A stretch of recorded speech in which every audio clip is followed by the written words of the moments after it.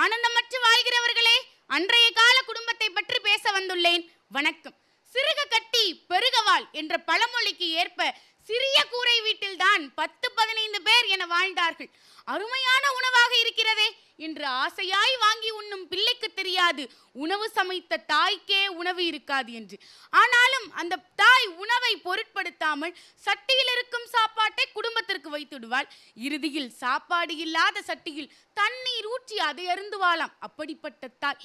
உள்ளுக்குள் அன்பு இருந்தாலும் அதை வெளியில் காட்ட தெரியாத தந்தை.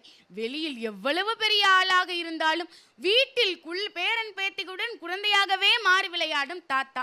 டாக்டருக்கு படிக்கவில்லை என்றாலும் வருகிற நோய்க்கெல்லாம் தான் மருந்து சொல்லும் பாட்டி.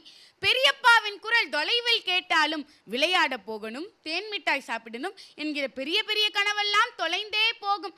பெரியம்மாவின் அனுமதியின்றி பெரிய யானை கூட வீட்டில் வர இயலாது. சித்தி சித்தப்பா கேட்டதை வாங்கித்தர சித்தி இருந்தாலும் கேட்காமலே வாங்கி தரும் சித்தப்பாவும் இருந்தார்கள். அத்தை மாமா வீட்டுக்கு வந்தா அடம்புடிக்கிற விஷயமெல்லாம் அடி வாங்காமலே நிறைவேறும். சித்தி சித்தப்பா பெரியம்மா பெரியப்பா அத்தை மாமா என்னை யாராவது 50 பைசா கொடுத்துட மாட்டாங்களா? திரைப்படம் பார்க்கறதுக்கு என ஏங்கும் சிறுவர் சிறுமியர் போன்ற உறவுகளால் உருவானது அன்பே அங்கு உரமானது. ஒற்றுமையாலே பலமானது, தியாக குணத்தால் திடமானது, சகிப்புத்தன்மையால் செழிப்பானது. ஒரு கண் கலங்கினாலும் பல கைகள் துடைக்க வரும். இன்றைய கால கோவில்களின் எண்ணிக்கையை விட அன்றைய கால கோவில்களின் எண்ணிக்கையே அதிகம். காரணம், நல்ல குடும்பம் ஒரு கோவில். அப்பா அம்மாவிடமும் அம்மா அப்பாவிடமும் தோற்று போகிறார்கள். அங்கே உருவானது விட்டு கொடுத்தல். பின்பு அனைவரும் ஒன்றாக உட்கார்ந்து அன்பில் கலந்து பேசி மகிழ்வார்கள். உடையில் கூட நாகரிகம் தெரிந்தது. அதனால் எந்தவித தீய உணர்வுகளும் யாருக்கும் ஏற்படவில்லை. பெண்களின் கையால் ஆட்டுக்கல்லிலும் அம்மையிலும் அரைத்து சாப்பிட்ட போது வரவில்லை இரத்த கொதிப்பும் சர்க்கரை நோயும் அஜீரண கோளாறும். பெற்றோர்கள் சேர்ந்து செய்து வைத்த திருமணத்தில் திருமண முறிவு என்பதே இல்லை.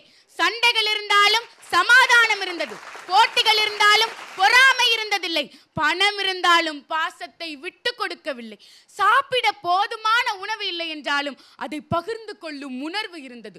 ஒவ்வொருவரும் அன்பு என்னும் நூலால் பின்னப்பட்டு பாச வலையில் கட்டுப்பாடோடு இருந்த காலம் அக்காலம். குடும்பத்திற்குள்ளே மகாபாரதம் என்னும் போர் நடந்த கதையும் உண்டு. குடும்பத்திற்காக ராமாயணம் என்னும் போர் நடந்த கதையும் உண்டு. ஏன், வாழ்க்கையில் நிலை மாறலாம், உணர்வுகளும் மாறிக்கொண்டே போகலாம். ஆனால் இருப்பதை கொண்டு வாழும் நிறைவான மனநிலை இருந்தது அன்றைய கால குடும்பத்தில். இன்றைய கால குடும்பம். நன்றி, வணக்கம்.